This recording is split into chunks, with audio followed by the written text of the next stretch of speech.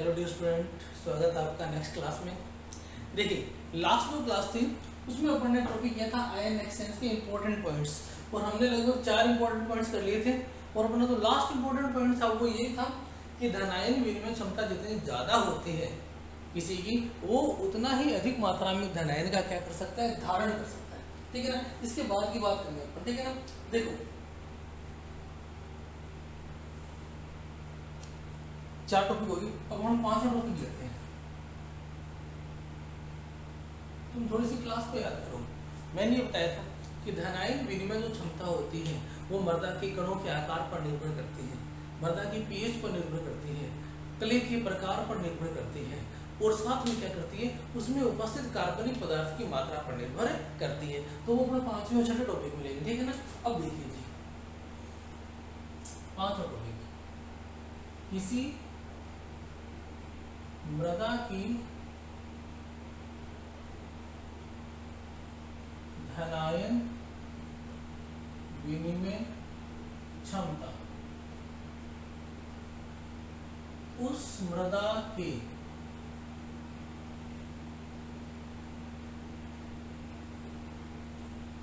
कणों के आकार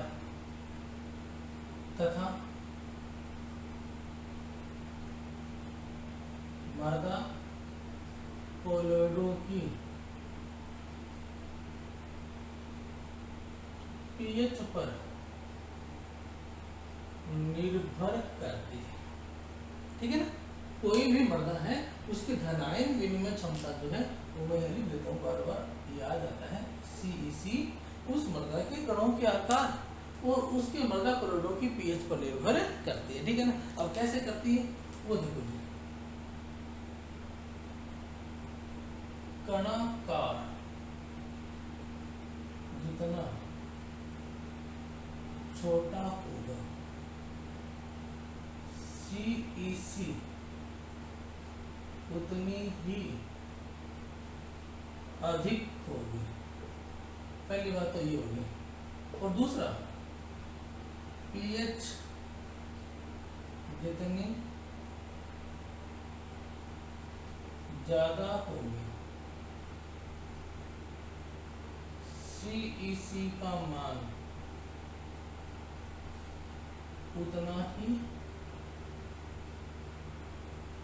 अधिक होगा। ये पहला कारण हो गया। तो कोई भी धन आयन, किसी भी मृदा की धन आयन विनिमय क्षमता की बात करें तो वो जो है ना उस मृदा के कणों के आकार पर और मृदा के कोलोइडों की पीएच पर निर्भर करती है। हमें पता है कि कणों का आकार छोटा होगा। अब कणों का आकार जितना छोटा होता है ना, आपको पता है कि कणों का आकार जितना छोटा होता है ना, तो पृष्ठीय क्षेत्रफल बढ़ जाता है। ये मैंने पीछे बताया था। तो कणों का आकार अगर छोटा है तो पृष्ठीय क्षेत्रफल क्या होगा, बढ़ जाएगा। और पृष्ठीय क्षेत्रफल जितना ज्यादा होगा CEC का मान उतना ही अधिक होगा।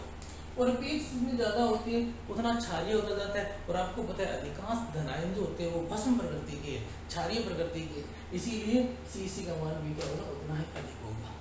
ये 5वां क्लियर है। चलो एक बार लिखो, 6वां बता देता हूँ।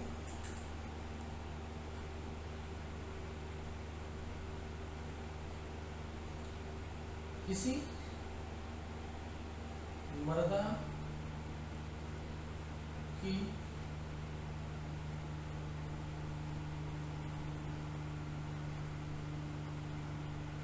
धन आयन विनिमय क्षमता उस मृदा में उपस्थित कले की मात्रा व प्रकार, एक तो ये हो गया कले की मात्रा व प्रकार, तथा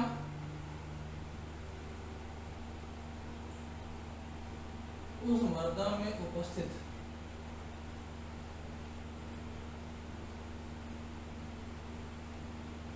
कार्बनिक पदार्थ की मात्रा पर भी निर्भर करते हैं। ठीक है ना। तो यहाँ देखिए किसी मृदा की धन आयन विनिमय क्षमता उस मृदा में उपस्थित कले की मात्रा व प्रकार। मात्रा बढ़ने पर हमेशा धनायन विनिमय क्षमता बढ़ती है, और प्रकार अलग अलग होते हैं, कोई के लिए ज्यादा धनायन विनिमय क्षमता दर्शाती है, किसी की कम होती है, और दूसरा कार्बनिक पदार्थ की मात्रा पर निर्भर करता है। ठीक है ना। अब इसका देखिए इसका क्या होता है। ठीक है ना। देखो नंबर 1, क्ले की मात्रा जितनी अधिक CEC अधिक, इसका मतलब होता है इंक्रीज। ठीक है ना। अब देखो जी, कार्बनिक पदार्थ की मात्रा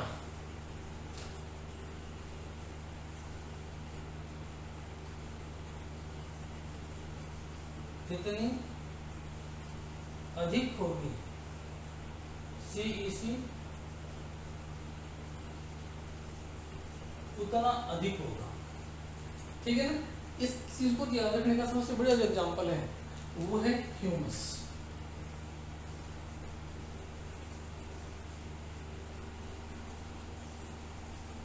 ह्यूमस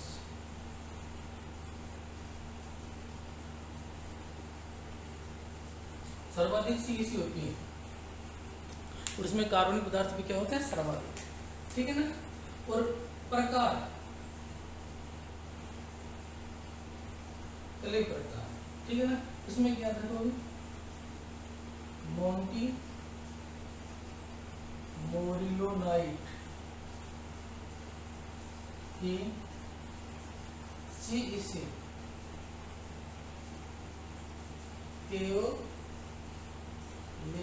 से अधिक। मतलब एक मृदा में 50% मोटी मोरिलोनाइट है और एक मृदा में 50% केओलिनाइट है, तो मात्रा बराबर है। इसका मतलब ये नहीं है कि इसकी धनायन विनिमय क्षमता बराबर होगी, ये प्रकार पे भी निर्भर करेगी, मात्रा पे भी करेगी। ठीक है ना। ये उतार लो जी, 5 मिनट का टाइम है, उतार लीजिए।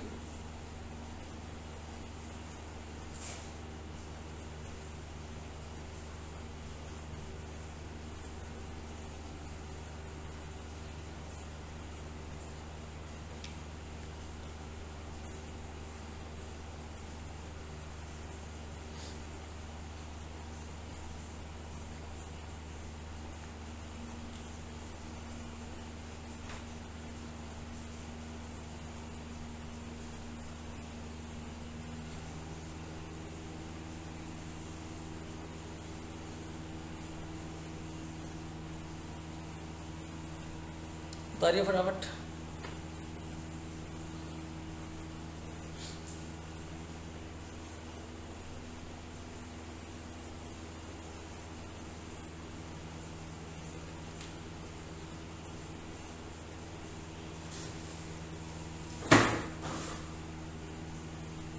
हो गया। अब देखो नंबर 7,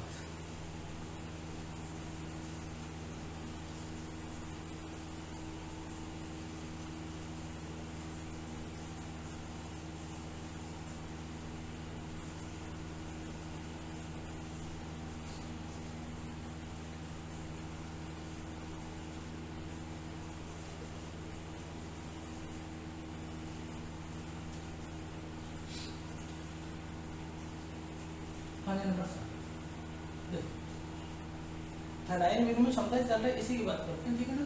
तो देखो जी, धनायन विनिमय क्षमता CEC, धनायन विनिमय क्षमता या CEC का मात्रक सेंटीमोल प्रति किलोग्राम है। ठीक है ना। इसका मात्रक क्या है, सेंटीमोल प्रति किलोग्राम। ठीक है ना। अब देखो जी, पहले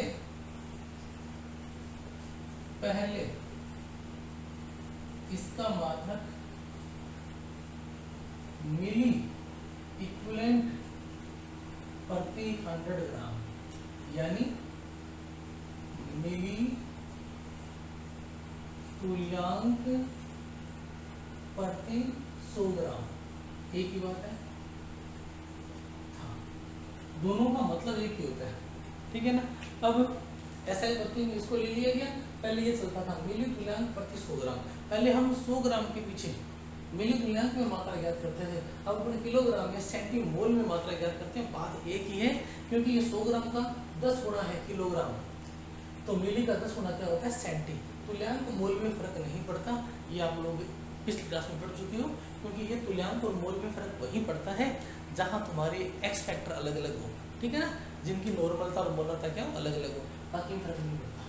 तो ये उतार लो, धनायन विनिमय क्षमता का जो मात्रक होता है वो होता है सेंटीमोल प्रति किलोग्राम। इसका नाम ऐसे लिखते हैं सेंटीमोल प्रति किलोग्राम, और प्रति किलो में माइनस लगा दिया तो किलोग्राम इनवर्स हो गया, एक ही बात है।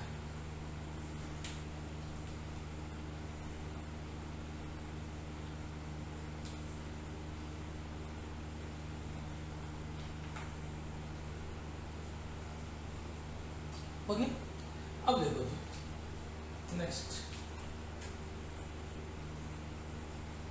क्ले खनिज। क्ले खनिज जिनमें क्ले पाई जाती है, ऐसी मृदाएं, ठीक है ना। तो क्ले खनिजों के लिए CEC का मान, क्ले खनिजों के लिए CEC का मान 3 से 150 सेंटीमोल प्रति किलोग्राम के बीच पाया जाता है। तो ये मैंने सारा लिखा नहीं था, मैं चाहता हूँ रेड पेन से लिखना चाहता था लेकिन नहीं लिखूंगा, चलो लिख देता हूँ, ठीक है ना। तुम देख लो, क्ले खनिजों के लिए इसका जो मान होता है वो 3 से 150 सेंटीमोल प्रति किलोग्राम के बीच पाया जाता है, ठीक है। अब कुछ एक के लिए लिख देता हूँ,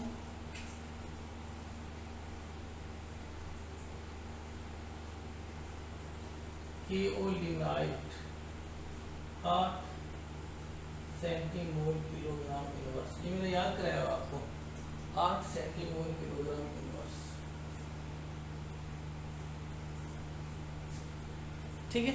उसके बाद इलाइट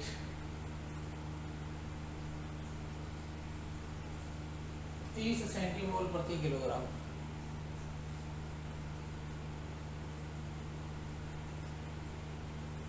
ठीक है। उसके बाद मोरिलोनाइट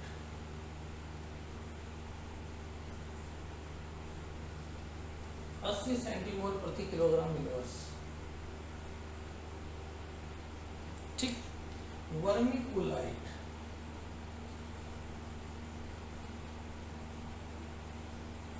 150 सेंटीमोल प्रति, ज्यादातर जो आपकी मृदाएं होती है ना जिनके लिए पाई जाती है उनके आगे आइट लग जाता है, वर्मिकुलाइट, केओलिनाइट, मॉन्ट मोरिलोनाइट जो भी है, ठीक है ना।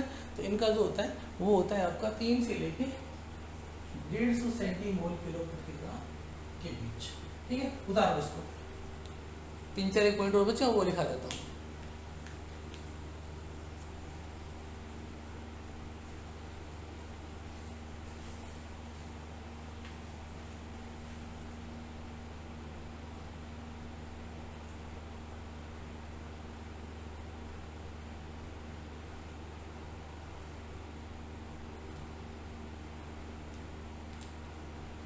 डाल लीजिए फटाफट,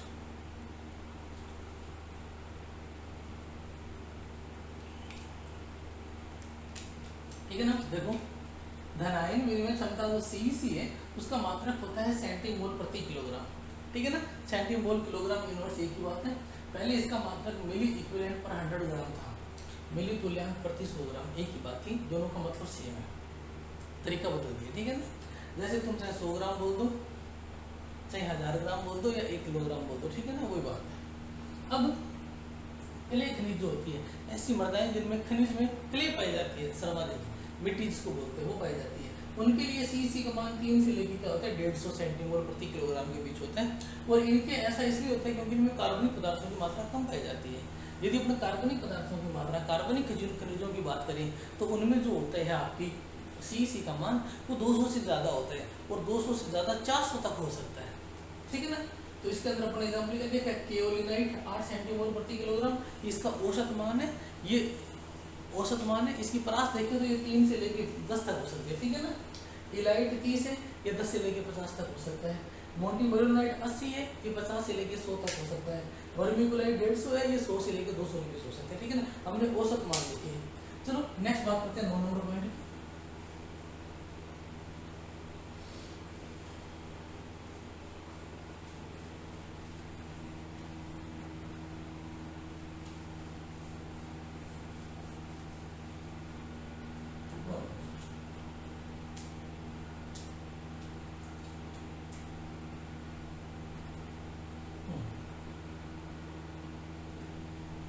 कार्बनिक पदार्थ या मृदा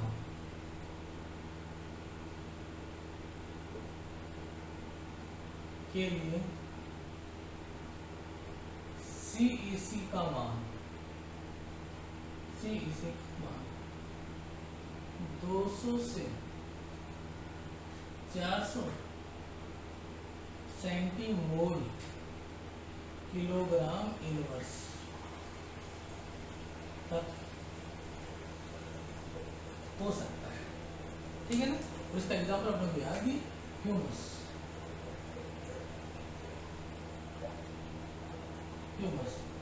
औसत वैल्यू 200 है,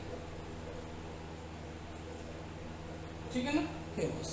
तो कार्बनिक पदार्थों के लिए जो आपकी CEC का मान है वो 200 से लेकर 400 सेंटीमोल प्रति किलोग्राम हो सकता है।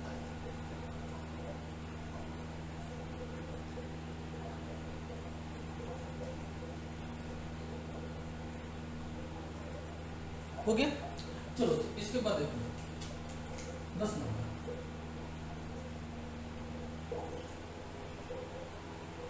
कुल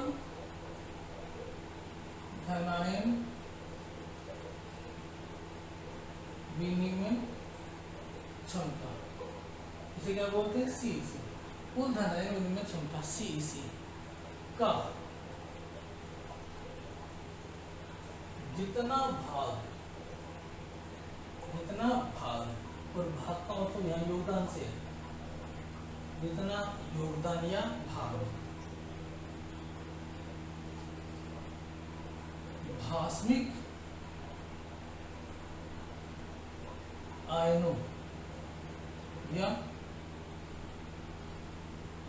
भस्म आयनों द्वारा किया जाता है वह मृदा की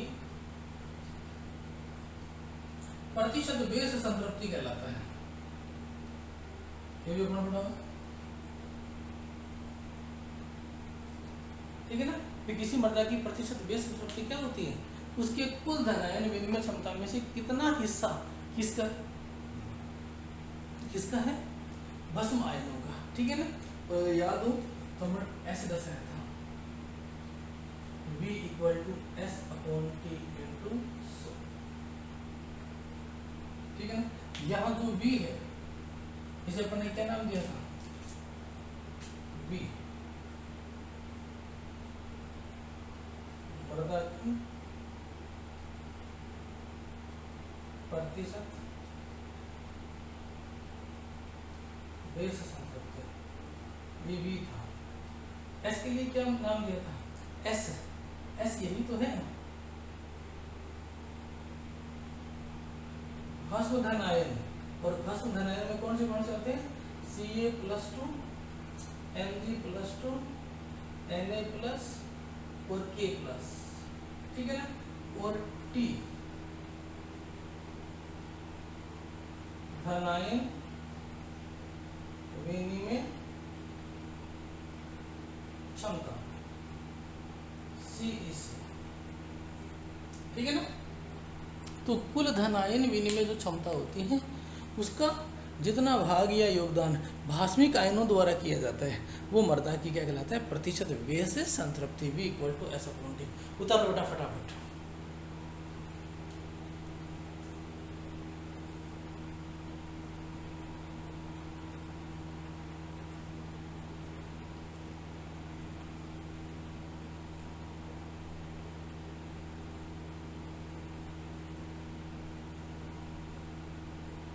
कार्बनिक पदार्थों के लिए CEC का मान 200 से 400 सेंटीमोल प्रति किलोग्राम होता है। ह्यूमस के लिए 200 एग्जाम्पल अपने लिखा था। और कुल धनायन विनिमय क्षमता जो है उसका जितना भाग या योगदान भास्मिक आयनों या भस्म आयनों द्वारा किया जाता है वह मृदा की क्या कहलाती है? प्रतिशत बेस संतृप्ति। इसे बोलते हैं V = S/T। ठीक है ना। V मृदा की प्रतिशत बेस संतृप्ति है। S यहाँ भस्म धनायन है, Ca+2 Mg+2 Na+ या K+, और T है धनायन विनिमय क्षमता या कैटायनिक एक्सचेंज कैपेसिटी CEC। ठीक है ना। अब देखो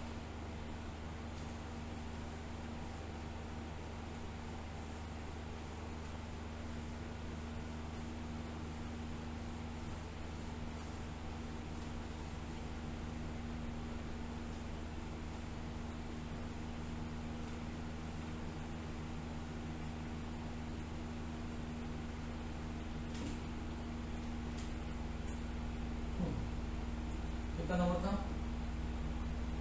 10 हो गया था, तो 11 हो गया, 12 हो गया। ठीक है ना। देखो मृदा में कुल धनायन विनिमय क्षमता वह विनिमयशील भस्म का अंतर, मृदा में कुल धनायन विनिमय क्षमता वह विनिमयशील भस्म का अंतर असंतृप्ति की सीमा को दर्शाता है। ये इंपॉर्टेंट है। ठीक है ना। असंतृप्ति की सीमा को दर्शाता है। इसको समझो। हमें पता है कुल धनायन विनिमय क्षमता को ऊपर ने दर्शाया T से, और विनिमयशील भस्म क्या होता है? S, और इनका जो अंतर है वो ही क्या है? असंतृप्ति की सीमा, या इसका एक और नाम असंतृप्ति की सीमा बोल सकते हो, या अधिशोषित हाइड्रोजन आयन की मात्रा। ये हो गया। ठीक है ना। तो जितना धनायन विनिमय क्षमता और आपके विनिमयशील भस्म का अंतर है वही क्या है? असंतृप्ति की सीमा है। यानी कुल धनायनों में से ये वाला तो आगे विनिमयशील भस्म, और जो बच गई वो क्या है? हाइड्रोजन या एल्यूमिनियम। ठीक है बेटा। चलो लास्ट पॉइंट और देख लो, इसके बाद क्लास खत्म कर देंगे। ठीक है ना। देखो Ca+2 Mg+2 Na+K+, इन्हें बोलते हैं विनिमयशील भस्म धनायन। विनिमयशील भस्म धनायन, और विनिमयशील भस्म धनायन बोलते हैं इसलिए ये क्षारीय प्रकृति के होते हैं। कैसे होते हैं? क्षारीय प्रकृति के। अच्छा, H+ और Al+3 ये भी क्या है? विनिमयशील धनायन है लेकिन भस्म नहीं है, इसलिए ये कैसी प्रकृति के होते हैं? अम्लीय प्रकृति। ठीक है ना। उतार लो।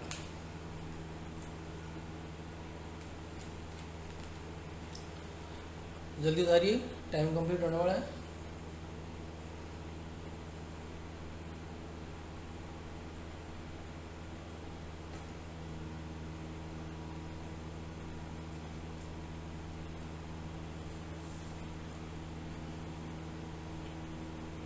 मृदा में कुल धनायन विनिमय क्षमता और विनिमयशील भस्म का जो अंतर है वो असंतृप्ति की सीमा को दर्शाता है, तो T-S। और यहाँ कैल्शियम, मैग्नीशियम, सोडियम और पोटेशियम ये विनिमयशील भस्म धनायन है, ये जहाँ भी आएंगे वहाँ क्षारीय प्रकृति होगी। और H+ और Al+3 ये अम्लीय प्रकृति है, ये अम्लीय प्रकृति दर्शाती है, ये क्षारीय प्रकृति नहीं दर्शाते, इसीलिए इन्हें विनिमयशील धनायन बोल सकते हैं। आप इन्हें विनिमयशील आयन या विनिमयशील धनायन बोल सकते हो, लेकिन भस्म नाम नहीं लगा सकते, क्योंकि भस्म नाम जहाँ लग जाता है वहाँ क्षारीय प्रकृति आ जाती है। ठीक है ना। अब देखो जी ये क्षारीय है, क्योंकि ये क्षारीय धातु है और ये दोनों क्षारीय मृदा धातु है, ये क्षारीय है।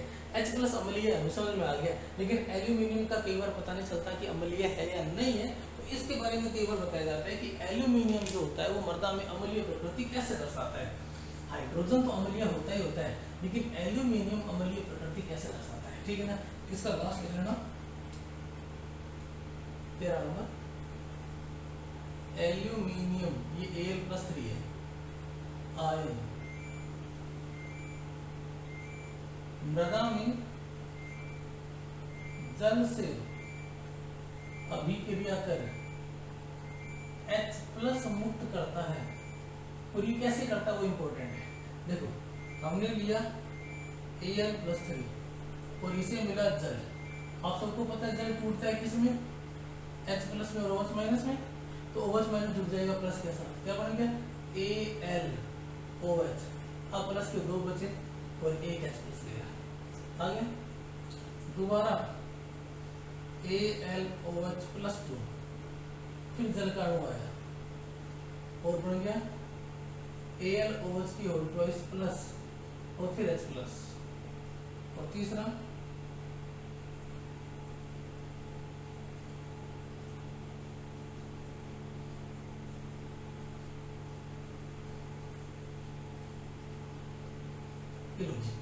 तो ये क्या कर रहा है, अभिक्रिया जल से करके हाइड्रोजन आयनों को मुक्त करता ही करता है।